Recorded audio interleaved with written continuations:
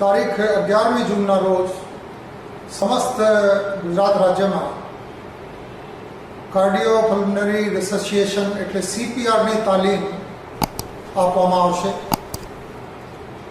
રાજ્ય સરકારના તમામ ડૉક્ટરો આ બાબતે પોલીસના કર્મચારીઓને અને બીજા નાગરિકોને પણ આ બાબતે તાલીમ આપશે. પોલીસની કામગીરી કેમ કે કોઈ પણ પરિસ્થિતિમાં ફર્સ્ટ રેસ્પોન્ડર તરીકેની હોય છે, સૌથી પહેલાં પોલીસ પહોંચતી હોય છે. કોઈ પણ પરિસ્થિતિમાં કોઈને હાર્ટ એટેક આવ્યો હોય, શ્વાસ રોકાઈ ગઈ હોય, અથવા કોઈ માણસ નદીમાં કે કોઈ જગ્યાએ તળાવમાં કે પાણીમાં પડી ગયા હોય અને શ્વાસ રોકાઈ ગઈ હોય, આ પ્રકારની પરિસ્થિતિમાં શ્વાસ ફરીથી ચાલુ કરવા માટે આ CPRની તાલીમ લીધેલ માણસ, પોલીસના કર્મચારી કે બીજા કોઈ પણ નાગરિક કોઈ પણ આ પ્રકારની તકલીફમાં પડેલ માણસની જાન બચાવવામાં સફળ થઈ શકે.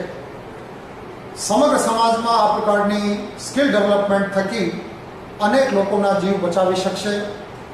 રાજ્ય સરકારે જે ભગીરથ કાર્ય ઉપાડ્યું છે, મને સંપૂર્ણ વિશ્વાસ છે કે સુરત સિટી પોલીસ પણ સંપૂર્ણ તાકાતથી આ તાલીમ મેળવશે અને લોકોની સેવામાં ખડા પગે રહેશે. સુરત શહેરમાં આ તાલીમ સિવિલ હોસ્પિટલમાં, કમ્યુનિટી હોલ જે પોલીસ હેડક્વાર્ટરમાં છે ત્યાં, અને જિલ્લા તાલીમ કેન્દ્ર જે પોલીસ હેડક્વાર્ટરમાં જ છે ત્યાં 3 જગ્યાએ 1400 એવી રીતે 4200 પોલીસના અધિકારી કર્મચારીઓ આ તાલીમ લેવા જઈ રહ્યા છે. બધાના માટે ખૂબ ઉપયોગી તાલીમ છે.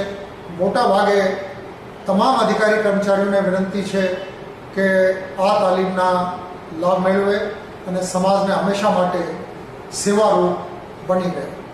જય હિન્દ.